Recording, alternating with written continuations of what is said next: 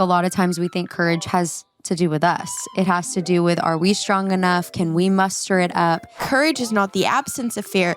It's the assessment that something is greater. And the thing that is greater is our trust and our faith in God, despite the fear. The more you face your fears, the less power fear has over you. Am I going to choose to look at my circumstances, or am I going to choose to trust in the one who made me, who sustains me, and who says that he will never leave me or forsake me? I've had moments of being afraid. I've had moments of being like, can I do this? Even if God does not bring about that miracle or answer that prayer in the way that you want, will we have faith in him? As Christians, we are not called to live a life where fear is in the driver's seat of our life. How am I going to respond? And am I going to crumble? Am I going to believe what's being said? Am I going to fight back in an ungodly way?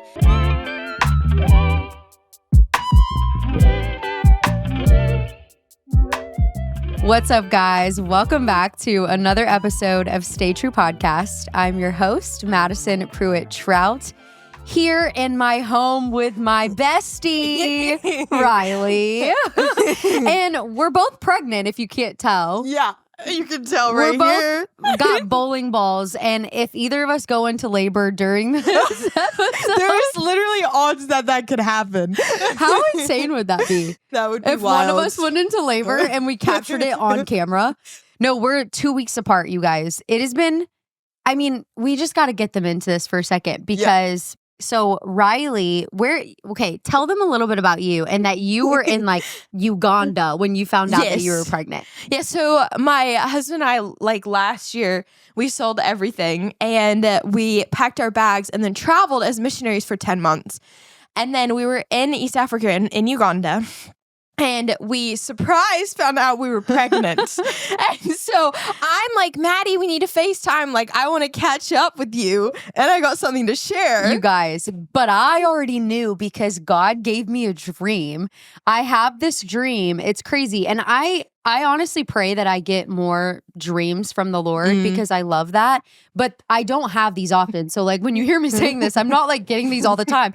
So I get this dream that I'm talking with Riley and she's telling me she's pregnant and I'm like, so am I.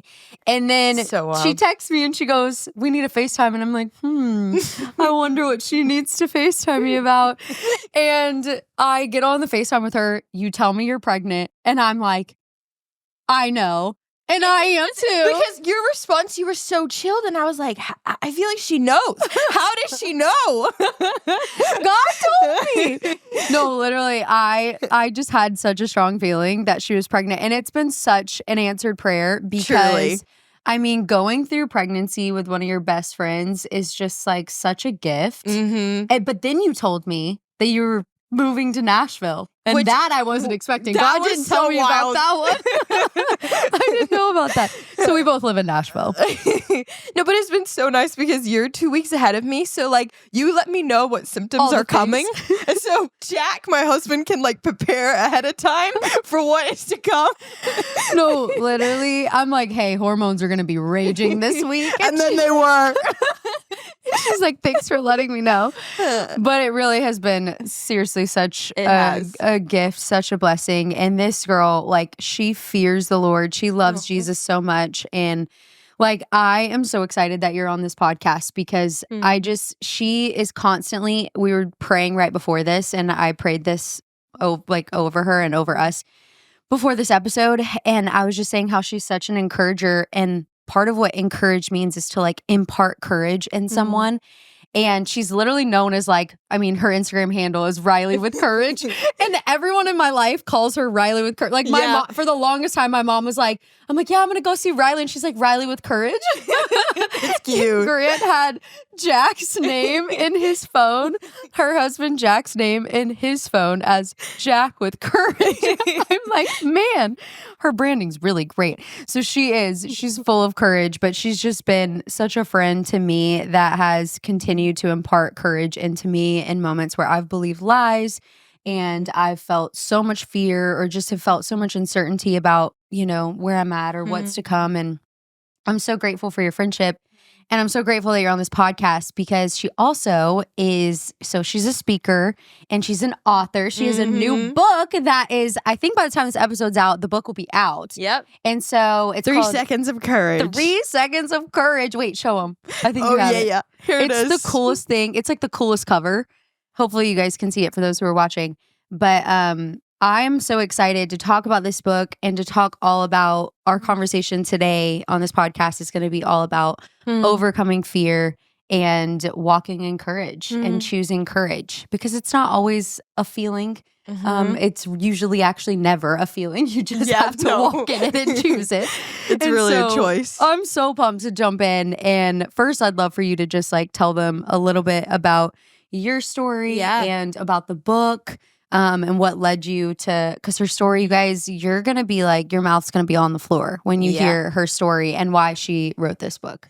Yeah. So a little bit of my story is, so I was born in England. If you can hear the accent. I grew up in New Zealand. That's the accent. And we grew up on this like self-sustainable farm in New Zealand. I had such a fun childhood, like just running around on the farm.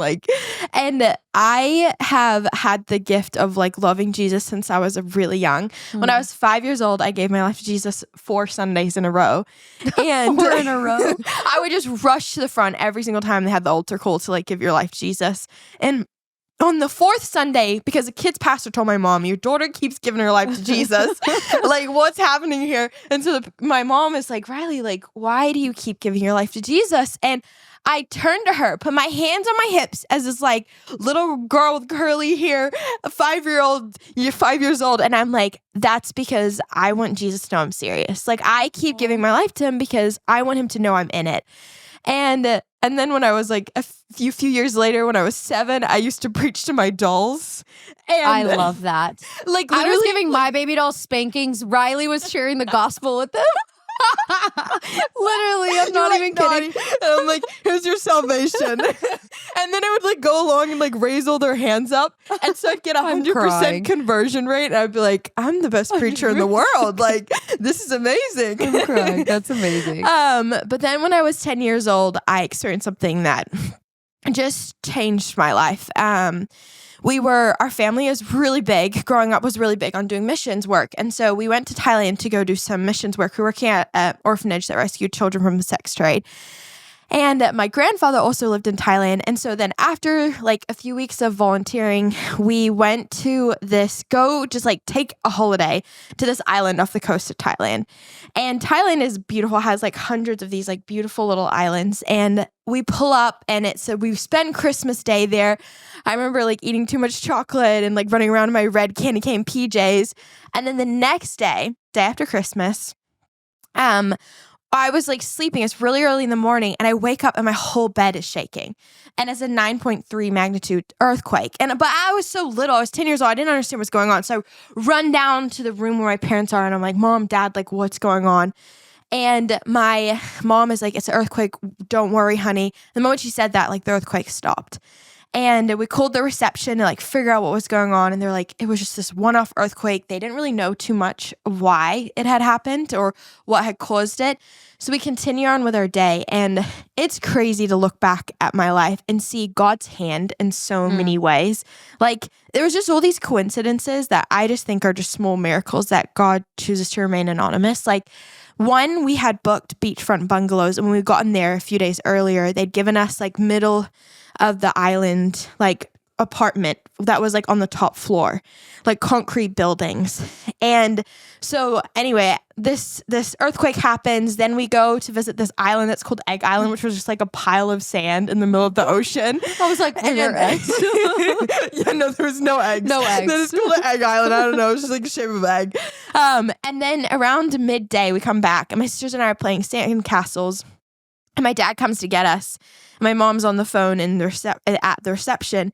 And my dad's walking us back to our rooms in the middle of the island. The island's tiny and it's like flat in the middle with palm trees everywhere and 2 big cliffs on either side. And then all of a sudden, as we're walking back, one, I noticed all the animals went quiet. Like there was all these like wildlife everywhere, like monkeys and birds and dogs. And all of a sudden, like dogs are howling and running into the bushes. Birds are flying up. Monkeys are like sending it up the mountains. And I'm like, this just feels so like the animals were, something was going on. And then 2 minutes later, we're almost at our apartment. I all of a sudden hear screaming, like people screaming at the top of their lungs, like something off a movie. And I look back, and where we are, you can see the beach. And there on the beach, all the water had left. And it had left so fast that there's fish flopping around everywhere. And all you see in the horizon is this thin white line.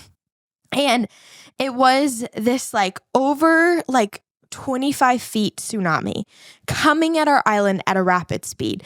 Wow. And, oh my gosh. And so our family, and I look at my dad, I'm like, where's mom? And my mom, because she was like, had been on the phone at the reception, ran to where we had been building sandcastles. People, like hundreds of people are just running, banging into each other. It's chaos. She prays and she hears the Lord say, flee. And so she just like leaves the place where the sandcastle was and starts running back to the room. And I remember seeing my mom like running towards me with just fear in her eyes. And we ran to the other side of the island, and I remember watching this man just get absolutely just crushed and swallowed by the wave on a boat. And it was like that moment I knew like our lives are hanging on by a thread. And so long story short, my family ran up a path that we had found the day before because we'd gotten lost at one of the hills on either side of the island. Another coincidence. And got to the point where the tsunami was as close as like the camera is to me right now, like a car's distance away. It's crazy. And that's how close death was to us, because if we had been caught by the tsunami, we surely wouldn't have survived. And in the midst of all of this, we run to the top of the hill, and I fall down to my knees. We're high enough that the tsunami can't reach us. I fall down to the knees and have like one of the most radical encounters with God. Wow. And it's like in the midst of death and destruction. And here God is. I'm this 10-year-old little girl on my knees shouting out to God because I knew in hardships, like he's who you call on. And I felt the peace and presence of God all around me. And it's such a good reminder, like no matter what we're going through, when we call on his name, there is a peace that transcends all understanding, meaning it goes beyond all of our understanding, that blesses our mind and our bodies and our hearts. And that's what I experienced as I'm living through this horrific event. There was 3 tsunami waves struck that day. Our family was like stranded on this island with very limited food and water for the next week. I saw sights and sounds like no one should ever see. 100,000 people died because of this tsunami, 2004 Boxing Day tsunami in Southeast Asia. And that day, that week, it's caused me to just like, one, realize how precious life is. Like every day is such a gift. And 2, having lived through that, experienced so much fear. And like, understandably so, there's like PTSD. I would get nightmares. Like I was terrified of the ocean. But then my parents, 6 months after surviving the tsunami, enrolled my sisters and I in beach lifeguard training. And if you guys can imagine that, you have just lived through something where you are now terrified of the ocean. Like I would not even want to go anywhere close to a beach. And yet my parents were trying to teach me that the more you face your fears, the less power fear has over you. Wow. And they saw this fear within us, and they were like, the Lord does not, as Christians, we are not called to live a life where fear is in the driver's seat of our life. Like fear does not make our decisions for us. That's not a life that God has called us to. And so on the first day of training, my dad comes up to me and he like gets down on his knees, and I've just like nervous peed like 20 times, just had a nightmare. My hair's a mess. I'm like, I do not want to go do this. Like, why are you asking me to do this? And my dad gets down on his knees. He looks at me in the eye and he's like, Riley, you are fighting a battle between courage and fear. And all you need is a little more courage.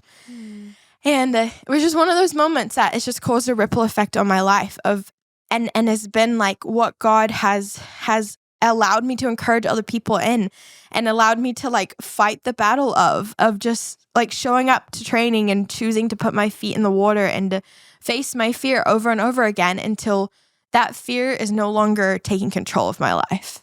Man, it's so crazy that you lived out. I remember watching the movie. I don't know if you guys saw the movie. The Impossible. The Impossible. Yeah. And I watched the movie The Impossible about literally that tsunami. It's wild. And I was like, I'm hooked the whole time. I'm like, how? And I was like, based on a true story. I cannot believe people went through this. And then when I met Riley, I was like, you were there? Like, you went through this? That's crazy. Oh my gosh. And just your testimony and what you've taken from it. And I mean, and even as like a 10-year-old, being able to have such courage and like such faith and just like rejoicing to the Lord in that moment as you're like on the mountain, but also like having to overcome that trauma and fear that came with that, because I can only imagine how like traumatic that was. And for a lot of people listening, maybe it hasn't been like a tsunami, but there's been lots of traumatic events that have triggered this like fear. And, you know, even something like Grant and I have talked about on the podcast multiple times, like he really struggles with anxiety. And once like that gets triggered, or once he has like a traumatic experience, then anytime it gets triggered again, it's so hard to not let fear like overtake you. And I think it's so beautiful that your parents were like, okay, we see that this could be something that would continue through your life. So we're going to make you face your fear now. And so that it will not define you and it will not control your future. And I just love that. I think that's so beautiful. And I love that you now get to travel and speak about this, and you now get to help other people face their fear and impart courage into them. And that's what you're doing with your book. And so tell me a little bit about your book and just what you're excited to share with people and how the book writing process has been and all that. Oh, yeah. Well, the book writing process was really fun. And I love that the Lord often, he takes us to, he will take people, leaders, to the wilderness before he like unleashes them in their calling. And he did exactly that with this book. And for a whole year, I would get up every single morning at 5:30 a.m. to write this book. And I just did it in this like hidden place. And it was like, I was also just building the craft of writing. And even just, I just want to encourage you, like if there's a dream that you have on your heart, like take it to the wilderness with the Lord and like work on it. And it's so helpful to get to the place where we do things where we're not doing it for the praise of other people, but we're doing it for like just out of the wilderness, the purpose of the wilderness in the Bible, like Jesus in the wilderness, John the Baptist in the wilderness, Elijah in the wilderness, is that it is, one, creates like our dependence on the Lord, and two, it builds our character. And so that's exactly what this book did to me. Like I just saw like how much the Lord changed me through writing this book. But the book itself, it's called 3 Seconds of Courage because it was this tool that I started to use. And the first time I ever used it, and the tool being like counting to 3 and choosing to have courage and choosing the courageous thing, no matter how much fear I felt. And it would force me to do it. I'd be like 1, 2, 3, now just step out.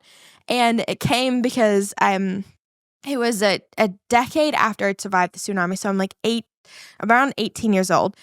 I'd gone to my family's beach house, and I was in the middle of, it was like the stormy day, and I decided, even though it was stormy, I decided to go swim in the ocean. And when I'm out there, I'm like, hey, there's crazy rip tides. Like, what am I doing? But I had been a lifeguard now for years. So I felt so confident swimming in the ocean. But I come back in and I'm like, okay, I shouldn't be here right now. And all of a sudden I hear this man shouting, help, help, at the top of his lungs. And this is in New Zealand, a tiny beach town in a storm. When I got on the beach, I looked down the beach, I didn't see another person, but there was 2 people there. So this one guy's yelling help, and he's pointing out to somebody further out in the ocean. And there's a man that's drowning. And the whole like circumstance was just reminding me of the day of the tsunami. And I remember running to like just instantly grab my flippers and my fins, and I'm about to run out to go help, like attempt to rescue this man.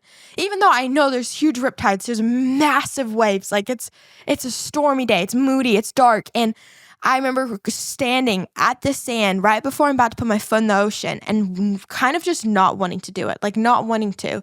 And I counted to 3. And that was the first time I had ever used this tool of just like very simply just being like, I'm going to do it. And this man, I swam out to him. He had actually drowned, and I performed CPR on him in the middle of the ocean. and he came back to life. And it's just like one of those stories where it's just like the power and the grace of the Lord was so over it. Brought him back to the sand. There happened to be another crazy coincidence. The local doctor walking down the beach, and he had called the ambulance, and then they like brought this, like the ambulance showed up 10 minutes later.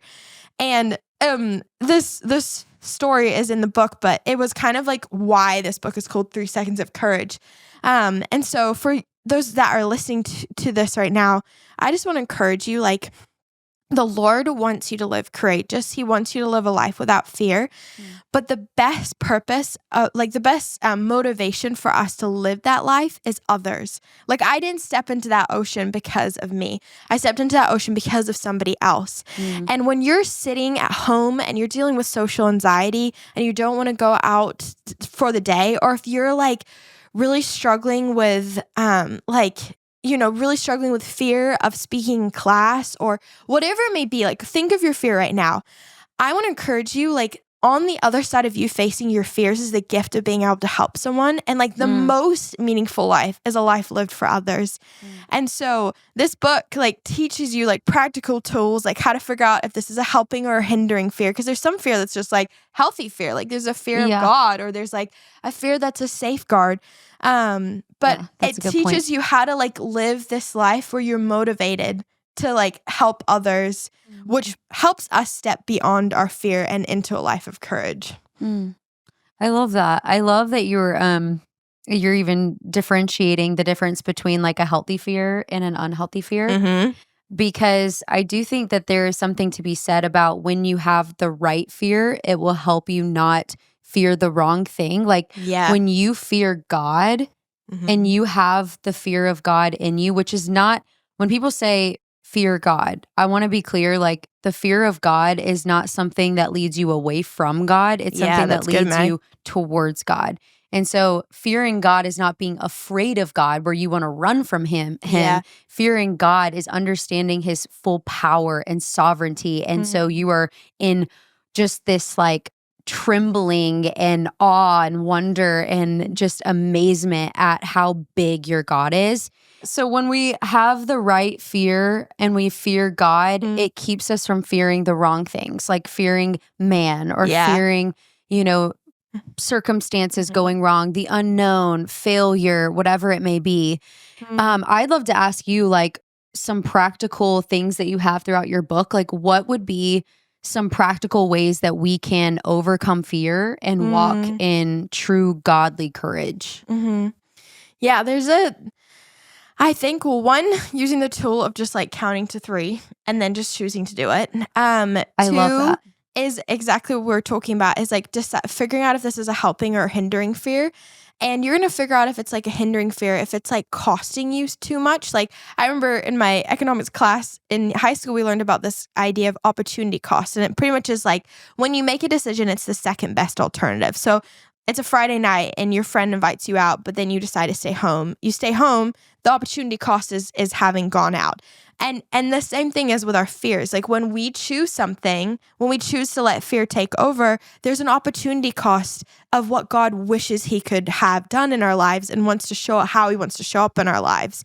And so like the hindering fears, those things that like cost us, they cost us our calling. They cost us like loving people well. They cost us obedience to the Lord. Like truly God's love language is obedience. And like when we're obedient to him, we're showing him that we love him.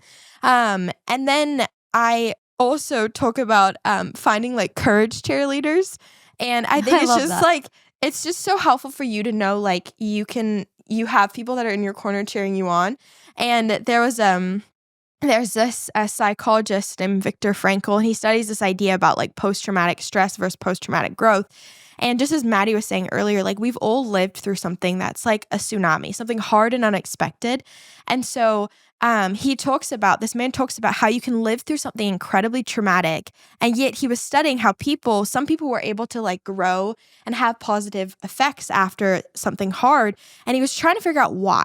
And what he figured out is that these people would have one person in their life that did not like belittle their like emotions, but like empowered them to live like beyond it and like to go and face their fears. And so like courage cheerleaders, like I've just had so many of them in my life. Like I remember I did like 6 months of therapy when I just first moved to America. And I just was like, man, the Lord just needs to heal and address so much in my life.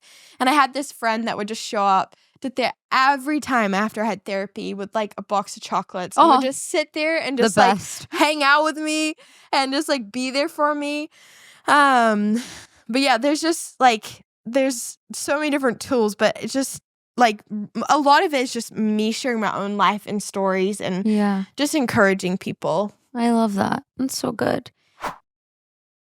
As you guys may know, Grant and I started using Cozy Earth's bamboo sheet set on our bed, and it has been a real game changer. Their bamboo sheet set is temperature regulated, responsibly made and sourced, breathable, and truly the softest sheets that you will ever feel. They've truly made a difference in the way that we sleep and in how we feel when we wake up. We feel so much more rested. I could not recommend their products anymore. I also love their sleepwear. I've been living in it lately, especially pregnant. It's like my favorite thing to wear.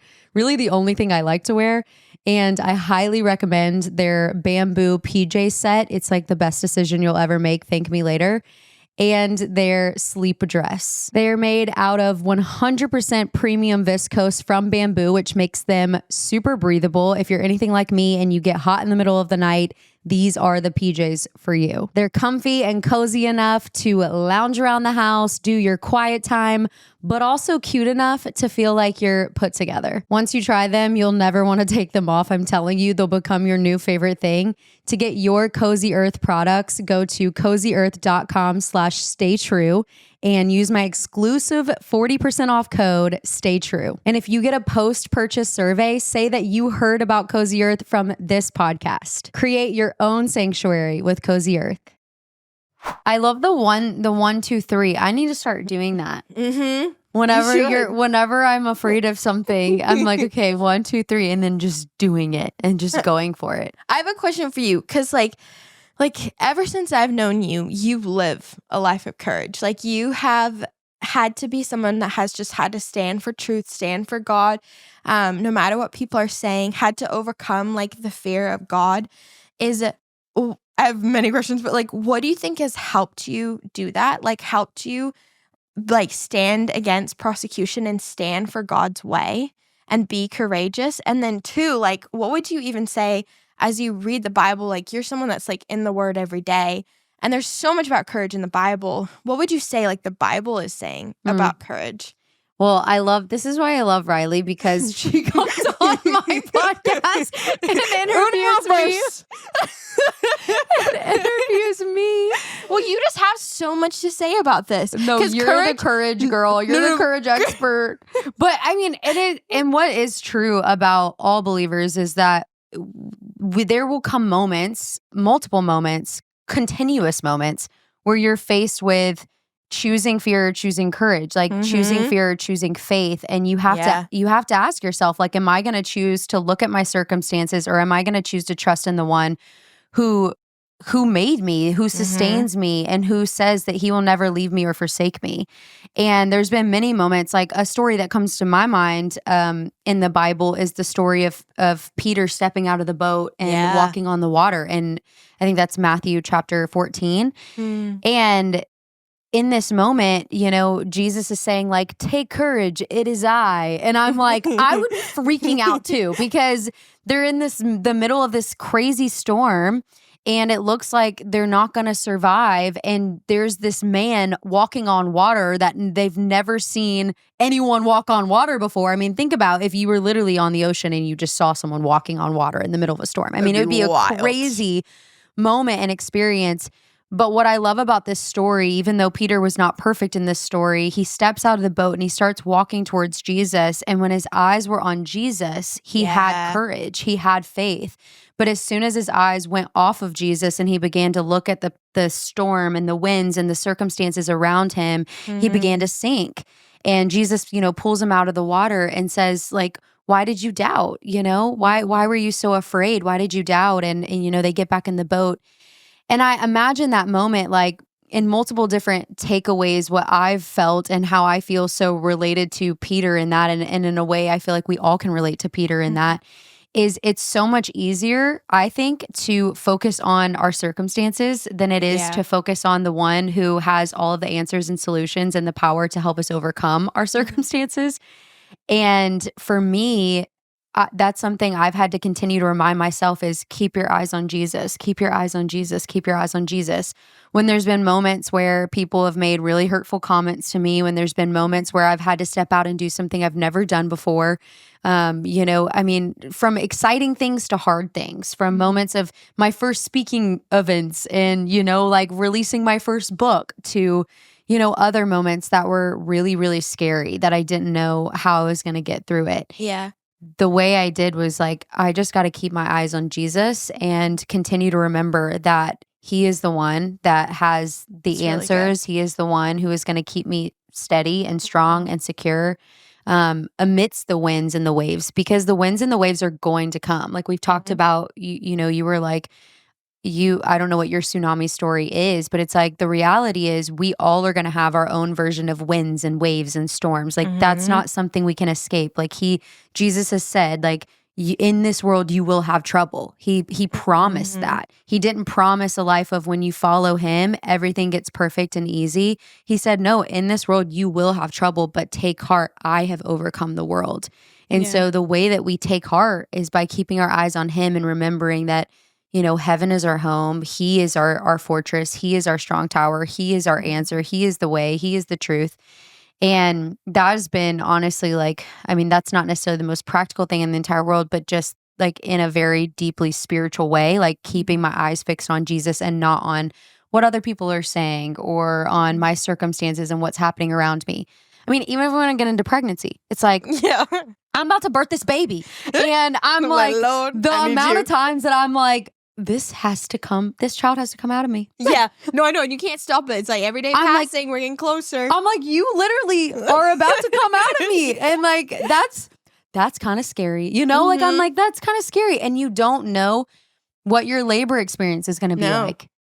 Everyone's is so different. And honestly, like truly, I've had to confess to Riley and to other friends of like, I've had moments of being afraid. I've had moments of being like, can I do this? I'm honestly scared, not only for labor and birth, but also for this new season of motherhood. And so I've had to, in those moments, like take captive those fearful thoughts. I've had to remind myself of the truth. I've had to confess the like fears that I was feeling.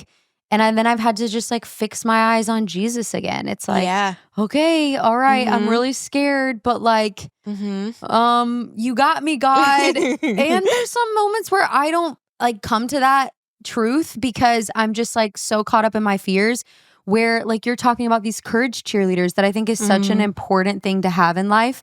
It like they get me through it. Like you've helped me, Grant's helped me, like moments where I've come out in tears out of the shower and I'm like, I'm just really scared. And he's like, God's got you. Like God made and designed your body to do this. And I'm like, oh yeah, okay. Thank you, Jesus, for our husbands. Jesus, for godly husbands. They help you in times of fear. What you're saying is so important because like really when you look at the Bible, I feel like the Bible is not, because it's, it's do not fear is repeated hundreds of times. Yeah. But when I read that, I feel like it's not like the Lord's saying like, live a completely fearless life. Like, I feel like, I don't know how that's possible, but what he's saying is like, courage is not the absence of fear. It's the like assessment that something is greater. And the thing that is greater is our trust and our faith in God, despite the fear. And in the Bible, there's so many stories of just like, even before this, we're talking about Mary and an angel shows up to him and Mary's like, and the angel's like, you're going to have a child. And she's like, okay. And she just responds, even though she knows, like, back in those days, she could have been stoned because she wasn't married and, like, she was about to be. But, like, she knew all that could have happened to her. And yet she said, God, I am your servant. And so, like, or even think about Meshach, what am I trying to say? Abednego. Y'all pregnant? Shadrach and Abednego. I got it. Our pregnant brain is so real. I'm not even kidding. I'll be talking and words won't make sense. And I'm like, it's okay. We'll figure it out. Okay. Thank you, Lord. Okay, Shadrach, Meshach, and Abednego, and yes. how that they're in they're about to be thrown into the fiery furnace.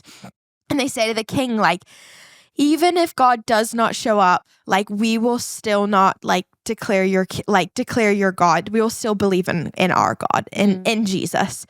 And I love that, like, even if he does not, and I want to, and sometimes I don't feel like I have that faith. Like, I want to be like, God, even as you were saying, like, it's not about our circumstances. It's about looking at the face of God. It's not about looking at fear. It's looking at the Father. Yeah. And it's like, even if God does not bring about that miracle or answer that prayer in the way that you want, or give you that job, or provide a husband in the next 2 months, like, even if he does not, will we have faith in him? And that's biblical courage. It's like choosing to commit to him no matter what you face. That's so true and so good. It's not the absence of fear. I think so often we're like, Lord, just take the fear away. Yeah. And I think more than anything, he wants to teach us to have faith and courage in the midst of when fear comes knocking. Because like you said, I mean, the world we live in, and then also you add on to that an enemy who hates us so much, who wants to put on us like this spirit of fear. We're told in 2 Timothy 1:7 that God did not give us a spirit of fear, but of power, love, and a sound mind. And so we know, therefore, that fear is not from God. It is not of God. And so we don't have to come into agreement with it or even like accept it. But when we feel it, because we will, it's inevitable in this world that we live in, we can choose to override that with trust and faith in something. I love what you said. I don't even remember the exact thing that you said, but in something greater, like a greater. In the assessment that something is greater. Yeah. I think that's so good. So what would you say to the person who's listening right now and they have, like, they're really, really dealing with fear? How can they keep their eyes on Jesus, and how can they keep their eyes on someone greater when their circumstances feel so hopeless or they feel so afraid?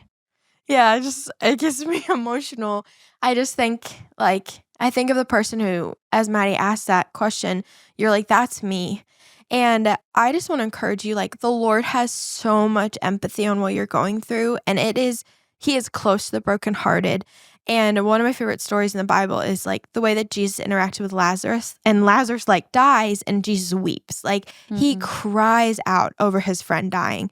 And then the next day he acts to redeem him. The next day he raises him to life, back to life. And that is the God we serve. Like, he will join you in your pain. He will join you in your suffering. He is the most empathetic person you're ever going to meet. He's the divine therapist. And yet he loves you too much to leave you where you are. And I think about like the persistent widow in the Bible. And it's a story of this lady that like keeps going up to the judge to ask him to like bring about justice in her life. And she just kept asking and asking and asking. And the judge is just like kind of gets like annoyed by her. So he brings about justice. And then the Lord Jesus is sharing the story, and he says like, I'm looking upon the earth to find somebody like her. And so I just want to encourage you, be like her. Like, the Lord really does not want us to lose hope and to lose trust and to grow weary-hearted in our prayers. And like, he's with you, even if you're like in your bedroom and you feel like that anxiety attack coming on. Like, I want to encourage you, like, call out to the name of the Lord. And like, something that's helped me is like, when I used to have my really horrible like nightmares, my mom would like rush into my room and repeat like, the peace of God that transcends all understanding, guard your heart and mind.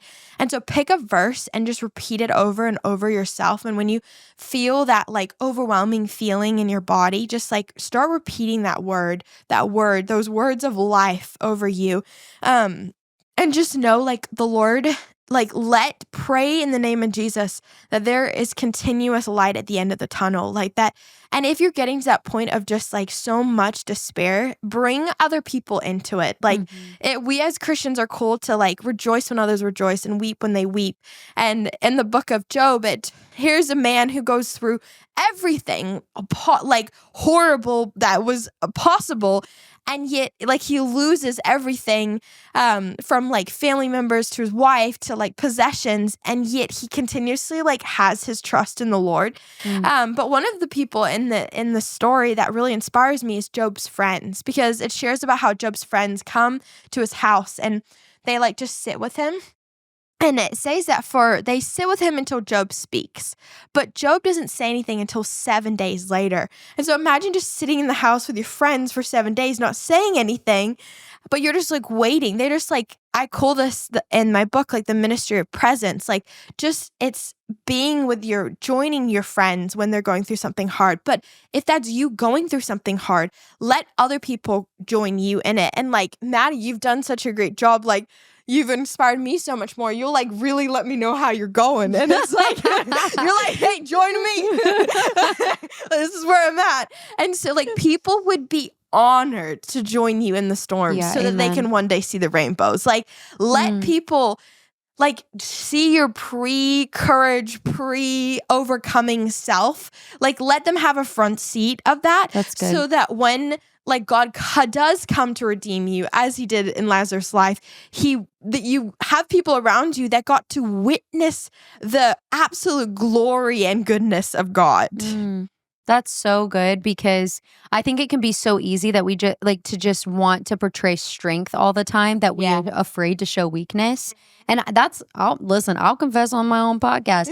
I fall into that category, and it's something I've had to learn. My husband is so good at it. He's so good at confessing any moment of like fear, insecurity, anxiety, worry, any sin, any lie, he's believing anything. And he's like the most amazing confessor. And I'm like, I need to be a better confessor, because he just lives so free. He lives so in the light, and he has his people around him that are constantly, holding up his arms when he's weary and when he's tired. And I've just learned that's how we were made to go through life. We weren't made to go through life pretending like everything's okay, pretending that we have it all together, because we don't. No one does. None of us have it all together. I don't care if you have a podcast. I don't care if you have followers. I don't care if you've written books. I don't care if you speak. I don't care who you are, if you own your own business, if you grew up in this amazing faith. Like, we all have struggles. Every single one of us. We all face fears. We've all believed lies. And not only should we be, the ones who are confessing those lies and bringing other people into, when we have those moments of fear and confessing and asking for their prayers, but we should also be the friends who come around our friends and say, hey, I got your back. Like, I'm going to hold you up when you're tired and when you're weary. And so be that friend, but also don't be afraid to be the one who says like, hey, I feel pretty scared right now. Hey, I feel pretty broken right now. And that can be really hard to do in the moment. Here was what I did. I waited till like 3 weeks, and I was like, hey, 3 weeks ago, I was really struggling. And then I was like, Janine would call me out on that so much. So Janine's also like besties with Riley, and Janine would call me out on that so much. I would be like, yeah, I cried myself to sleep like a couple weeks ago. And she's like, you didn't want to tell me? Like, you're supposed to come in my room and tell me. And I've grown from that a lot, because I've learned like bringing people into those moments of like pain and hardship is inviting other people to come alongside of you and pray for you, and to not walk through it alone, but also to bring it into the light so that we can be healed, so that the Lord can come in and heal that fear or that pain or whatever it may be. That's so good.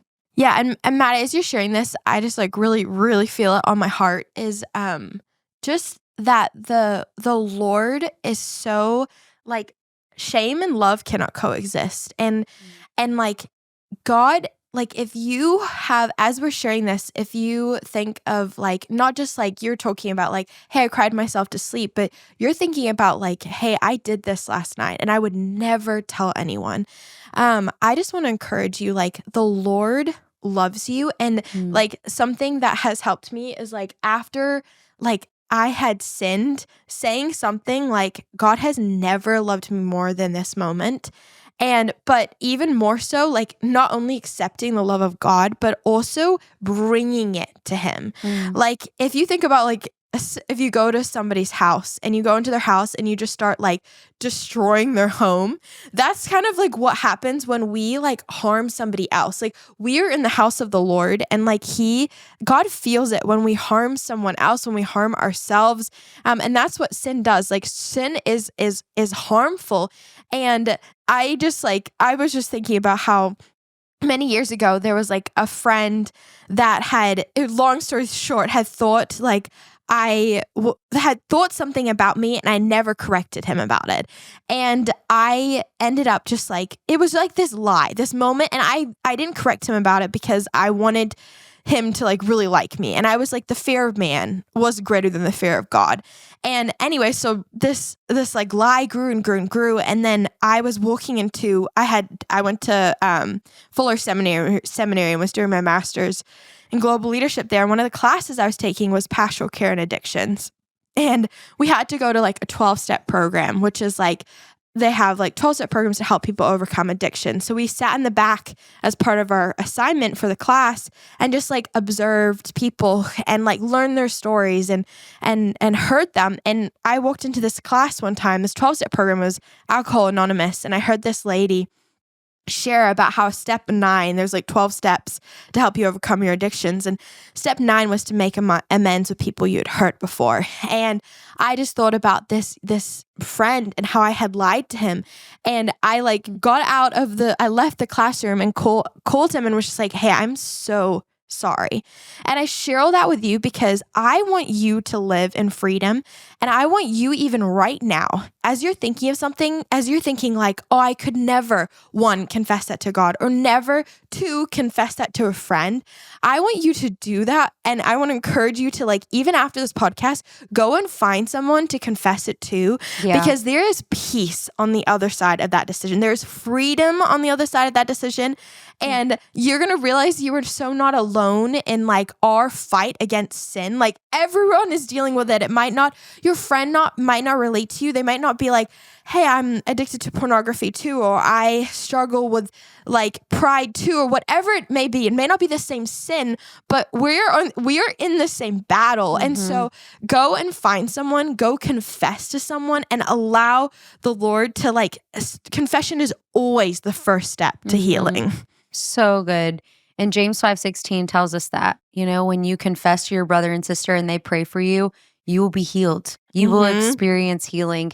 And I say it often, but healing requires revealing. You have to reveal it in order to get healed. You have to confess it and bring it into the light in order for God to shine his light on it and for you to experience that freedom that you're longing for. Because the enemy wants so badly to keep us in our secrets and to keep us in darkness, because that's where shame and sin thrives. That's where it grows. It multiplies there. And for the longest time, I mean, that was a part of my story. I've opened up on here a lot about that, of just like in moments when I struggled with pornography and masturbation and all of that. Most of it was because even though I kept confessing to God and being like, I hate that I do this, I don't want to do this, I wasn't confessing to other people, and I didn't have other people that were brought into that that could hold me accountable and that could help pull me out of that. And so we need friends in our lives that we can confess to, that can hold us accountable, that can also hold up our arms when we're tired and weary. And I think about that when you're talking about your courage cheerleaders. And so find your people, like she's saying, right, when this podcast ends, find someone to confess to, and also find someone that will hold you accountable, and find someone that you can continue to bring into when you're faced with lies or faced with fear and you're fighting it alone. You're not made to fight it alone. You're not. You need your bestie that you can text and send a voice memo to. I tell Riley, I'm like, I'm going to make this one quick. It's like 7 minutes. She goes, I'm listening to my podcast today. I'm like, Maddie's podcast. I'm like writing notes. She's like trying to remember what all I said because it's so long. But you need those people that you can confess to, even the things that feel small, even the things that you're like, oh, this was just a silly lie that I'm believing. A lot of times if we don't confess that silly small lie, it turns into an even bigger lie. And then it even turns into like a belief system. It turns into something that we start believing about ourselves, or we start believing about a relationship. It's like the enemy could plant a lie in my mind about my spouse and about something that, maybe he like made a comment and then it spiraled into a lie. And then I started believing that lie, and then it turned into a belief system. And now I've built up this whole entire thing. Yeah. That now, like, when I share it with him, it's like, oh, then it's like a whole scenario. And he's like, that was never true. Like that's not true at all. So relatable. But it's like you can do that in life about yourself, about other people, with your, about someone, your spouse.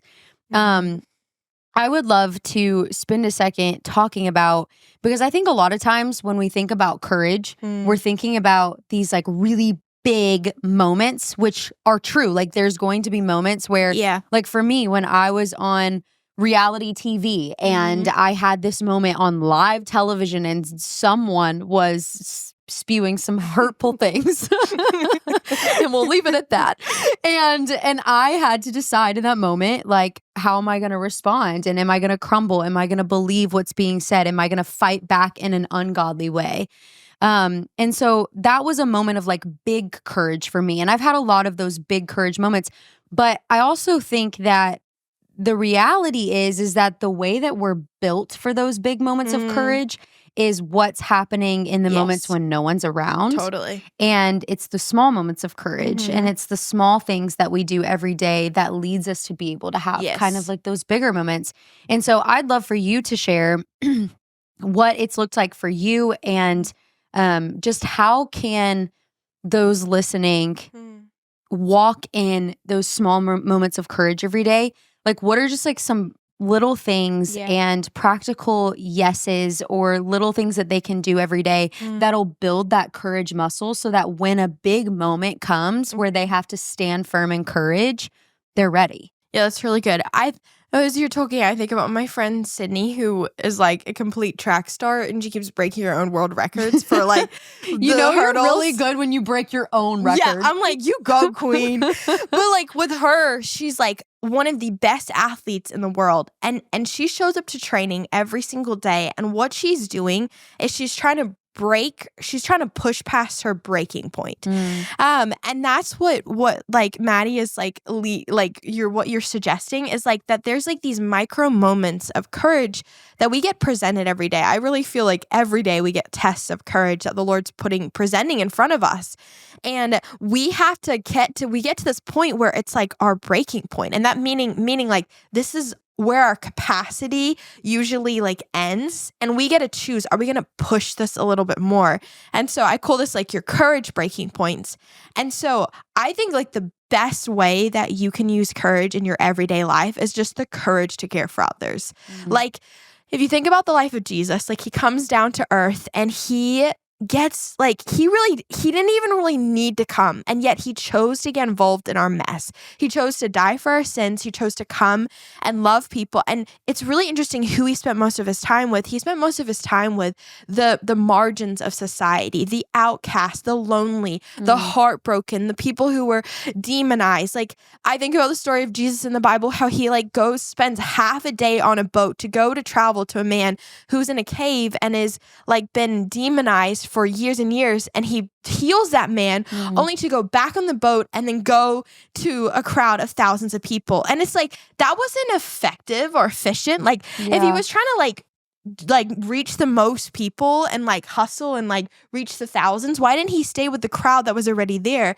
But no, he like went for hours just to find this one man. And so I just want to encourage you, like, find the one every single day. It's been like this Post-it note that I've had on my front door for years and years. It's just like, find the one, like find somebody whose life that you can love and impact. Especially someone who is hard to like, or who is forgotten. And like sometimes that requires us to have planning. Like my parents always growing up would say, like, planning precedes blessing. Like when we plan ahead of ourselves, we're setting ourselves up to be blessed. And so for you, it might be like packing like a bag of food and always having in your car so that when you see someone that's experiencing homelessness, you can give it to them. Or it's thinking of a friend who's going through something difficult and on your drive home, stopping by their house. And this just it just helps set you up so much better, because really what the enemy would love, he wants us to make a lot of decisions based off our ego and how good it feels and how much it pumps up our pride. But instead, the way of a Christian life is lower, it's more humble. And that happens when we put our attention on other people and we do courageous things for other people. And so there's a lot of ways that you can be courageous. You can, say no to somebody, or you can sign up to a program that you've always wanted to do. And there's all these other practical ways, but I think the most important type of courage is the courage to care for others. And that happens in these micro moments when we choose to let our flesh die and we choose to put somebody else above ourselves. So true. Jesus modeled that. You see it all throughout scripture. You see it even in one of my favorite stories in the Bible is the story of Esther. And I actually wrote my first book on that story. And it was something that the Lord really spoke to me. But what I love so much about her is, again, that she was preparing in advance before that moment of big courage that she's known for, that she's remembered for. There was prayer and fasting and so many of these hidden moments, and I'm sure moments of caring for those around her that enabled her to be able to go before the king unsummoned. That was typically would have cost her life. Literally her life was on the line, and everyone was probably telling her if you go before the king unsummoned, you're going to die. And she's faced with a situation of, well, I'd rather go before the king and try than sit back in fear and not try at all, because my people are under persecution. My people are going to die. And so because she cared for others, because she cared for the salvation of her people, she went before the king, and that took so much courage. But it wasn't, I'm going to take this courage for myself because then people are going to remember me. It's she literally thought she was going to die. Homegirl didn't know she was going to make it out of it. But she took that step of faith and she took that step of courage because she knew it was worth it for the salvation and the saving of many people. And so I love that you're highlighting this idea of the greatest steps of courage are caring for people. It's all about people. It's all about others. And so keeping that in mind, that is what true God-honoring courage looks like. That's what Jesus modeled for us. That's what so many people that we see all throughout scripture models again and again and again, that the best leaders, those who choose courage, they're not doing it because fear doesn't come knocking, and they're not doing it for their own glory. They're doing it in the face of fear and choosing courage anyways, and they're doing it for the salvation and the betterment of people, for the glory of God. And that is what it looks like for us to walk in godly courage, you guys, is not fear's gonna come. And so I don't want anyone listening to this podcast to be like, well, you two girls, you've got it figured out. You probably never get scared. I'm listen, I could tell you so many stories. I could tell you so many moments of being scared and being afraid of silly things. I hear a noise outside and I'm Grant, someone's outside and they're going to burn our house down.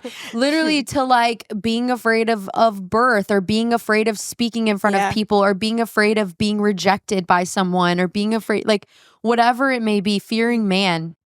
I've had those struggles. And so it's not, like Riley said at the beginning, the absence of fear.